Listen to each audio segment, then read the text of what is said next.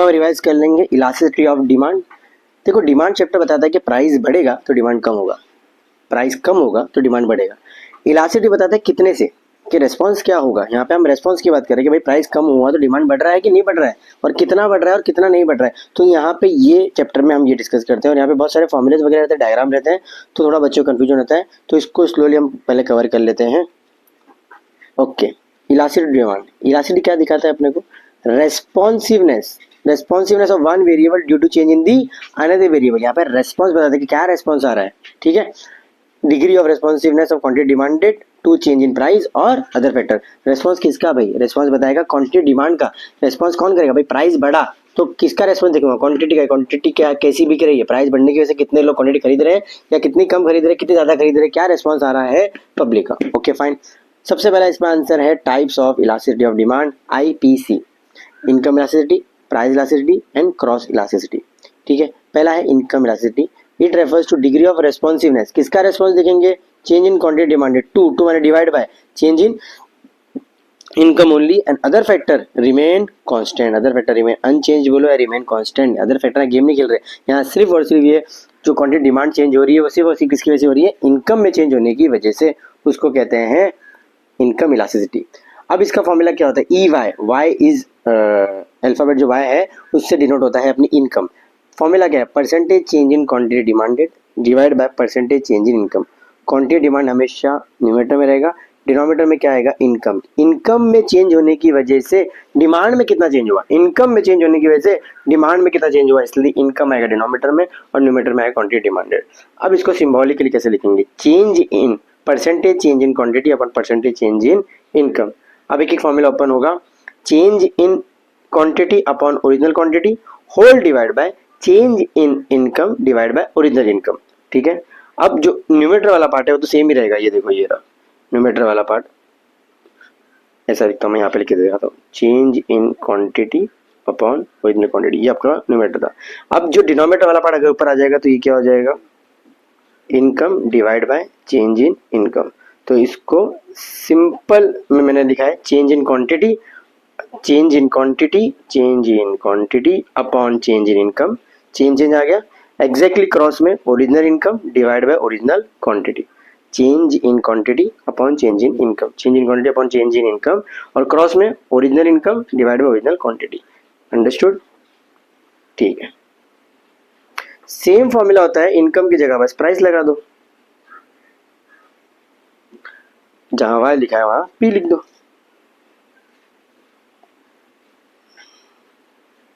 Okay,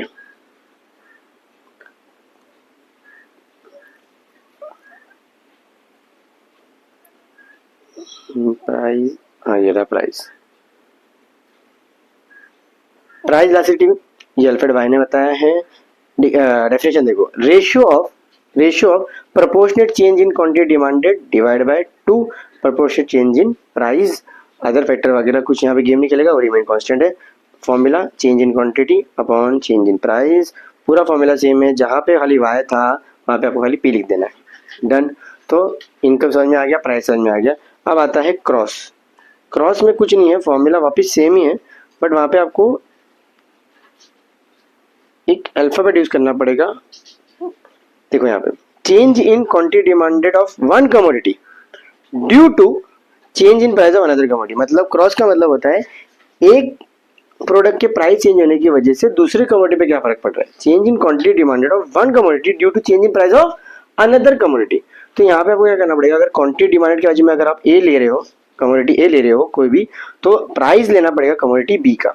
तो formula पूरा same है, बस जहां जहां क्वांटिटी डिमांडेड है क्यू है तो वहां वहां आपको ए लिखना पड़ेगा, और जहां जहां प्राइस है वहां पे आपको दूसरा एक अलग अल्फाबेट बी लिखना पड़ेगा। ठीक है, commodity A commodity B.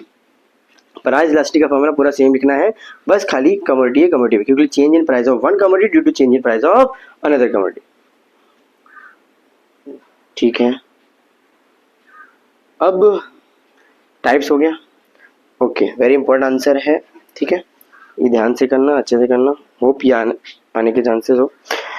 Types of price elasticity of demand, ठीक है, अगर ये आ गया तो 8 मार्क्स के लिए आएगा। पहला है परफेक्टली इलास्टिक डिमांड। पहले इलास्टिक और इलास्टिक बताता हूँ।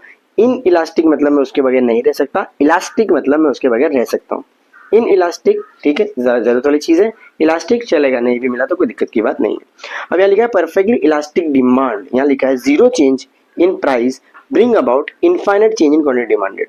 मतलब प्राइस में कोई चेंज हो रहा है क्या? नहीं हो रहा है, बट डिमांड में क्या चेंज हो रहा है? इनफाइनाइट चेंज हो रहा है। एक तो ये कॉन्सेप्ट कौन सा कॉन्सेप्ट है? It is a theoretical concept, it is a theoretical concept. Formula again remain the same, change in quantity demand change in price, but इसका आंसर क्या आ रहा है? इनफाइनाइट आ रहा है। क्या आ रहा है? इनफाइनाइट। क्यों के लिए? फॉर्मूला क्या है? क्वांटिटी डिमांड में चेंज कितना हो रहा है? भरपूर हो रहा है। लेकिन प्राइस में कोई चेंज हो रहा है क्या? नहीं हो रहा है। तो नीचे डिवाइड में जीरो है, नीचे डिवाइड में अगर जीरो है और ऊपर कोई भी चेंज है, डिवाइड में जीरो होता है, तो answer ED is equals to infinite. Diagram देखो, डायग्राम देखो, एक्स एक्सेस में क्वांटिटी डिमांड ही आता है हमेशा, वाई एक्सेस में प्राइस ही आता है, ये हर बार सेम है। यहाँ पे प्राइस सेम रहने वाला है, प्राइस में कोई भी चेंज नहीं हो रहा है, जीरो चेंज इन प्राइस। तो प्राइस को टच करके, प्राइस को टच करके एक स्ट्रेट लाइन जाएगी। अभी जो लाइन है इसको हॉरिजॉन्टल बोलते हैं कि वर्टिकल बोलते हैं? ओके, इसको बोलते हैं हॉरिजॉन्टल लाइन। क्या बोलते हैं इसको? Horizontal line, horizontal line. और पैरेलल एग्जैक्टली अपोजिट किससे है? ये एक्स एक्सेस से। ठीक है, तो याद रखना प्राइस सेम रहने वाला है, तो प्राइस को चूंकि एक स्ट्रेट लाइन बना देना, ऐसा मत बना देना, ये वर्टिकल होता है। ठीक है, horizontal line parallel to X axis. ठीक है, ओके।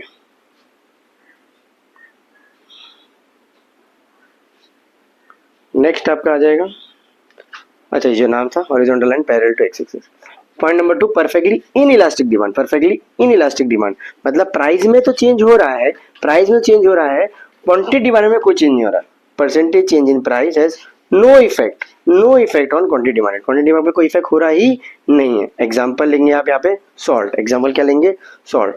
फॉर एग्जांपल प्राइस समझ लो सॉल्ट का था 10 रुपया, 10 से वो 20 हो और कम से कम 5 हो, प्राइस कम हो या ज्यादा हो, प्राइस कम हो या ज्यादा हो, उससे कोई फर्क नहीं पड़ता, जितना हम नमक खाते हैं उतना ही खाएंगे। तो क्वांटिटी में कोई भी चेंज नहीं हो रहा है, चाहे प्राइस बढ़े या कम हो, क्योंकि ये इनलास्टिक है, जितना मुझे चाहिए, जितनी मुझे जरूरत है मैं उतना ही खरीदूंगा।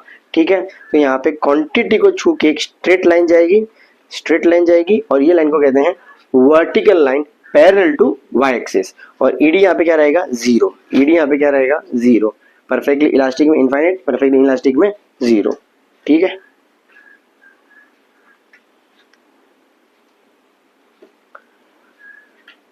नेक्स्ट है यूनिटरी इलास्टिक। यूनिटरी का मतलब होता है प्रोपोर्शनेट, यूनिटरी का मतलब होता है प्रोपोर्शनेट।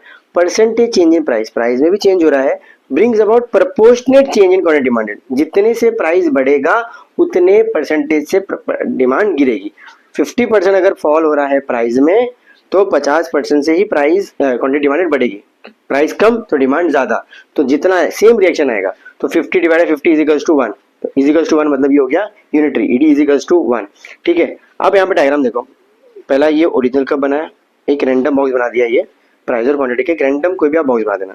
अब क्या करना है आपको? प्राइस को कम करना है। जितने से आप प्राइस कम कर रहे हो, सेम प्रोपोर्शनेट से आपका प्राइस जितने से कम कर रहे हो, सेम प्रोपोर्शन आपका डिमांड बढ़ेगा। ठीक है, और एक कर्व का नाम रहेगा रेक्टेंगुलर हाइपरबोला। कर्व का नाम क्या रहेगा? रेक्टेंगुलर हाइपरबोला, और ईडी इक्वल्स टू 1।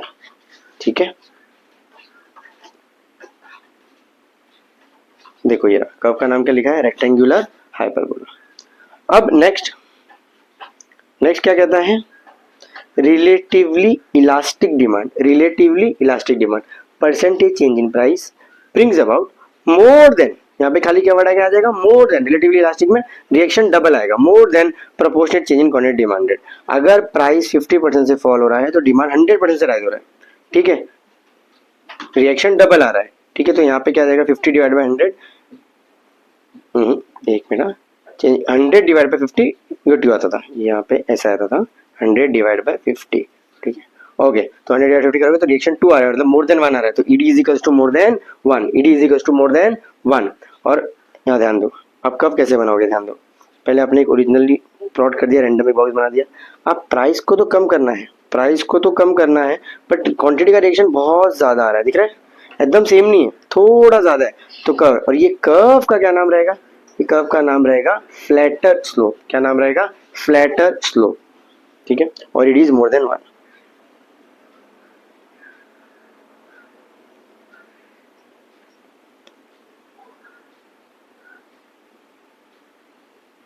देखो कर्व का नाम क्या है, फ्लैटर स्लोप। लास्ट है relatively in elastic demand. Relatively in elastic demand percentage change in price brings about less than proportionate change in quantity demanded. ठीक है, प्राइस अगर 50% से गिर रहा है तो क्वांटिटी बढ़ रही है बट सिर्फ 25% से, रिएक्शन कम आ रहा है। देखो पहले यूनिटरी में 50-50 था, इक्वल हो रहा था, it is equal to 1। Relatively elastic में मोर देन रिएक्शन आ रहा था, मोर देन 1 कर्व। ठीक है, उसका कर्व का नाम था फ्लैटर, और इसमें आ रहा है लेस देन 1, इसके कर्व का नाम क्या है, स्टीपर। ठीक है, रिएक्शन इज लेस देन 1। अब कर्व देखो कैसे बनाओगे, ध्यान देना यहाँ पे। पहले आप रैंडमली एक बॉक्स बना दिया, ओरिजिनल हो गया। अब आप प्राइस को तो कम कर रहे हो, तो प्राइस तो कम हो रहा है, नीचे आया प्राइस, बट क्वांटिटी डिमांडेड ना बहुत कम बढ़ रही है, दिख रहा है एकदम बारीक से बढ़ रही है। और ये कर्व का नाम क्या रहेगा, स्टीपर स्लोप। कर्व का नाम क्या रहेगा, स्टीपर स्लोप। ठीक है, सारे स्लोप समझ में आए, एक बार ड्रॉ कर लेना, बहुत ही ईजी और स्कोरिंग आंसर है। होप सो ये आ जाए, चांसेस लग रहे हैं। ठीक है, तो इसको अच्छे से कर लेना। कर्व का नाम है steeper slope. Okay, next answer है method of measuring price elasticity of demand. 3 point है इसके अंदर, point method, percentage method, expenditure method. Point, percentage, expenditure. पहला है percentage expenditure, percentage method. Percentage method के दो नाम है, एक तो इसको रेशियो भी बोलते हैं, परसेंटेज भी बोलते हैं, और इसको अरिथमेटिक मेथड भी कहा जाता है। ये अल्फ्रेड बाई ने बताया था, सेम का सेम है, कोई दिक्कत की बात नहीं है।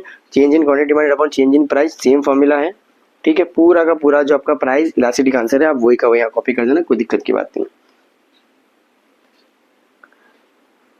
नेक्स्ट मेथड का नाम है एक्सपेंडिचर मेथड, और एक्सपेंडिचर मेथड का दूसरा नाम क्या होता है, आउटले मेथड। एक्सपेंडिचर का दूसरा मेथड का नाम क्या होता है, आउटले मेथड। ठीक है, अब यहाँ पे होता क्या है, बिफोर एंड आफ्टर के एक्सपेंडिचर को कंपेयर किया जाता है कि पहले कितना खर्चा हो रहा था, अब कितना खर्चा हो रहा है। अब हम खर्चा निकालेंगे कैसे, price multiply by quantity. Price को हम मल्टीप्लाई करेंगे जब क्वांटिटी से, तो हमें मिलेगा total expenditure, price multiply by quantity.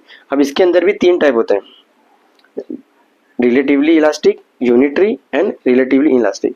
आप पहले देखो टेबल, देखो ये शेड्यूल देखो, प्राइस लिखा आपने ए बी सी, ये 3 अलग अलग कैटेगरीज है। पहले ए के अंदर 10 से स्टार्ट करोगे, 10 से बढ़ाते रहो, 10 20 30 40 50 60, 10 20 30 40 50 60, एंड क्वांटिटी डिमांड को रिवर्स लिख दो, 6 5 4 3 2 1। ठीक है, टेक्निक समझिए। तो ये फर्स्ट वाला पार्ट ए का है, सेकंड वाला पार्ट बी का, एंड लास्ट वाला सी का। अब 10 into 6 price multiply by quantity 60, and 20 multiply 5 is 100, ये आ गया। अब पहले खर्चा 60 होता था, अब खर्चा 100 हो रहा है। पहले खर्चा 60 होता था, अब खर्चा 100 हो रहा है, ज्यादा हो रहा है, तो रिलेटिवली इलास्टिक कहेंगे। रिलेटिवली इलास्टिक मतलब रिएक्शन मोर देन 1 आ रहा है। ठीक है, एक्सपेंडिचर बढ़ रहा है, पहले 60 था, अभी 100 हो रहा है।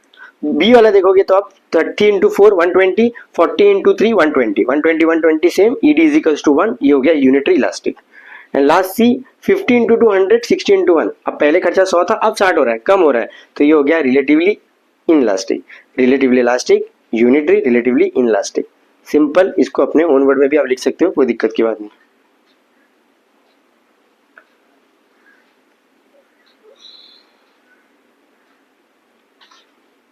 लास्ट मेथड पॉइंट मेथड, या फिर इसे कहते हैं जियोमेट्रिक मेथड। ठीक है, इसके लिए आपको फॉर्मूला क्या रहता है, lower segment upon upper segment, lower segment upon upper segment. अब यहाँ होता क्या है, इसके अंदर एक ही ग्राफ के अंदर सबको पुट ऑन करना होता है। यहाँ पे आपका नॉर्मली जो डिमांड का होता है वो सिर्फ यहाँ से लेके यहाँ तक होता है, वो कोई भी एक्सिस को टच नहीं करता है। बट यहाँ पे हम क्या करते हैं, इसको हम स्ट्रेच करते हैं कि बोथ दी एक्सिस को ही टच करे।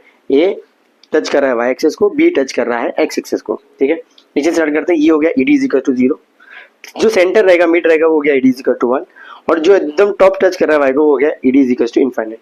अब 1 के जो ऊपर है वो हो गया मोर देन 1, और 1 के नीचे हो गया वो हो गया लेस देन 1। तो एक ही कर्व के अंदर सारे के सारे पॉइंट इसमें एक्सप्लेन हो जाएंगे। ये समझ में आया आपको, lower segment upon upper segment. अब ये जो पहला वाला पार्ट था वो था लीनियर डिमांड कर्व। क्या था ये, लीनियर डिमांड कर्व का मतलब ये स्ट्रेट होता है, लीनियर का मतलब होता है स्ट्रेट लाइन होती है, लीनियर मींस स्ट्रेट लाइन। ठीक है, ऐसे इसमें दूसरा पार्ट भी होता है, उसको हम कहते हैं नॉन लीनियर।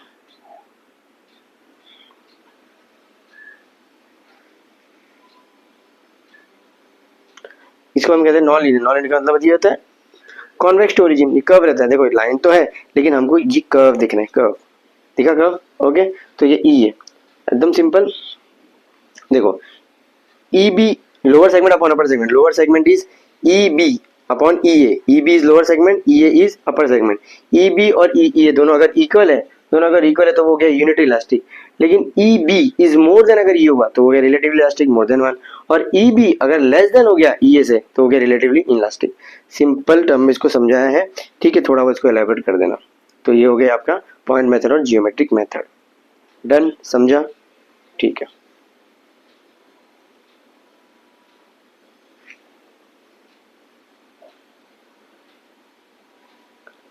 अब factor influencing elastic of demand, कौन से ऐसे फैक्टर या कौन से ऐसे डिटर्मिनेंट है जो इन्फ्लुएंस कर सकते हैं इलास्टिक ऑफ डिमांड को? देखो फैक्टर ऑफ डिमांड भी थे जो थे प्राइस, इनकम वगैरह, वो अलग था, वो फैक्टर डिमांड के थे।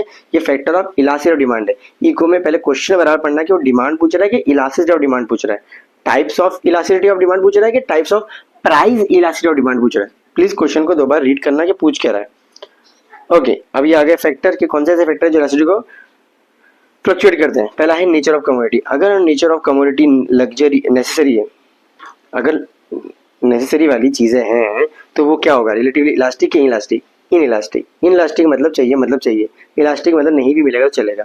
इलास्टिक नहीं भी मिलेगा चलेगा। इन इलास्टिक मतलब चाहिए, मतलब चाहिए। तो नेसेसरी है, फूड ग्रेन वगैरह, मेडिसिन, टेस्ट वगैरह, ये ऐसे कुछ प्रोडक्ट है जो रिलेटिवली इन इलास्टिक है। और कम और लग्जरी, अगर ये नहीं भी मिलेगा चलेगा तो ये हो गया relatively elastic. Availability of substitute. Substitute, अगर क्लोज सब्स्टिट्यूट अवेलेबल है, क्लोज सब्स्टिट्यूट अवेलेबल है तो ये क्या हो जाएगा, मो इलास्टिक। ठीक है, चलेगा, है अवेलेबल है। लेकिन अगर कोई क्लोज सब्स्टिट्यूट अवेलेबल नहीं है तो ये क्या हो गया, इन इलास्टिक। क्लोज सब्स्टिट्यूट नहीं है तो in elastic. Number of uses, अगर उसका सिंगल यूज है तो वो लेस इलास्टिक है, यानी इन इलास्टिक है। लेकिन अगर मल्टीपल यूज है तो वो मो इलास्टिक है। ठीक है। हैबिट, अगर आपको चीज की आदत है तो वो आपके लिए क्या हो गया, इन इलास्टिक। चाहिए मतलब चाहिए, एडिक्टेड गुड्स या ड्रग्स वगैरह।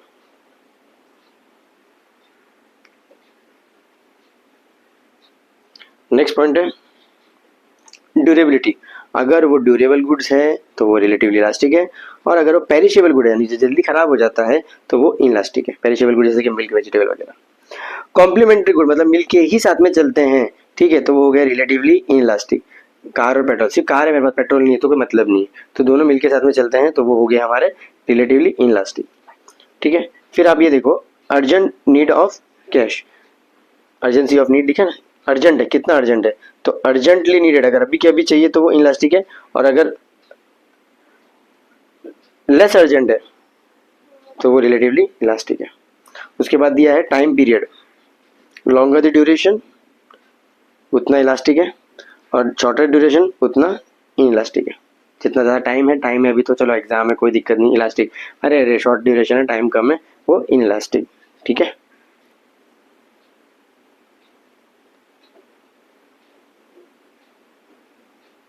ये सब खाली वीडियो में दिख रहा है, रिवाइज कर ली हो जाएगा। ओके, लास्ट आंसर है ये, इंपॉर्टेंस।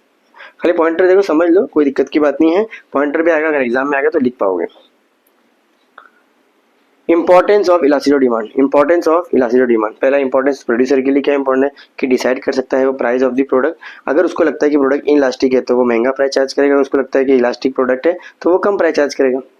गवर्नमेंट के लिए क्या काम करेगी, टैक्सेशन पॉलिसी के लिए काम करेगी। अगर लग रहा है गवर्नमेंट को कि प्रोडक्ट अगर वापिस से इलास्टिक है तो वो ज़्यादा टैक्स मारेंगे, लग रहा है कि इलास्टिक प्रोडक्ट है तो वो टैक्स कम मारेंगे।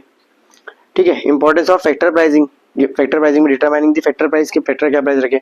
अगर वो रिलेटिवली वापिस से इन इलास्टिक है तो हायर, ये आपको समझ में आ जाओगे, इन इलास्टिक चीजें हैं तो उनके आप प्राइस ज़्यादा चार्ज कर सकते हैं, और अगर वो प्रोडक्ट इलास्टिक है तो उसके प्राइस वो नॉर्मल चार्ज करेंगे। ठीक है। फॉरेन ट्रेड डिटरमाइन क्या करेंगे, terms and condition of foreign trade. ठीक है। एक्सपोर्टिंग कमोडिटीज फॉर डिमांड जिसकी इन इलास्टिक है तो उसके प्राइस वो ज़्यादा चार्ज करेंगे। समझ में आया? बार बार एक ही चीज लिखी हुई है कि इनलास्टिक अगर प्रोडक्ट है तो उसका प्राइस हम ज्यादा चार्ज करेंगे। ठीक है, इसलिए हम जज कर रहे हैं खाली प्रोडक्ट हो, और ये हर एक के लिए यूजफुल इसलिए इसके इंपॉर्टेंस है कि प्रोड्यूसर के लिए भी इंपॉर्टेंट है, गवर्नमेंट के लिए भी इंपॉर्टेंट है, फैक्टर प्राइसिंग के लिए इंपॉर्टेंट है, फॉरेन ट्रेड के लिए इंपॉर्टेंट है। और पब्लिक यूटिलिटीज, नेक्स्ट पॉइंट क्या है, पब्लिक यूटिलिटी, जैसे कि रेलवेज वगैरह हो गई। ठीक है, वो इनलास्टिक डिमांड है, लेकिन गवर्नमेंट कैन गिव, या तो सब्सिडीज दे सकती है, बेनिफिट। ठीक है, कि भाई जैसे कि रेलवे हो गई, ये पब्लिक यूटिलिटी है, लेकिन वो चार्ज जो करती है प्राइस वो नॉर्मल करती है, सो दैट कि आप उसको यूज कर सको, पब्लिक यूज कर सके। And last, proportionate of expenditure. अगर हमारी कमाई का एक कम हिस्सा किसी में जाता है, ठीक है, proportion of expenditure of person income is small, कम हिस्सा जाता है तो वो रिलेटिवली इलास्टिक है। और हमारी कमाई का अधिक हिस्सा किसी में जाता है, ठीक है, तो वो हो गया रिलेटिवली इलास्टिक। कपड़े वगैरह इस सब में हमारा ज़्यादा जाता है तो वो हो गया रिलेटिवली इलास्टिक। लेकिन जैसे कि न्यूज़पेपर दिया है, कमाई का एक कम हिस्सा जाता है तो वो हो गया रिलेटिवली इलास्टिक। ठीक है, आई होप यू अंडरस्टूड। इसको अच्छे से रिवाइज कर लो, आराम से 36 मार्क्स तो इजीली कवर हो जाएंगे डिमांड, यूटिलिटी और इलास्टिसिटी ऑफ डिमांड से। ठीक है। ओके।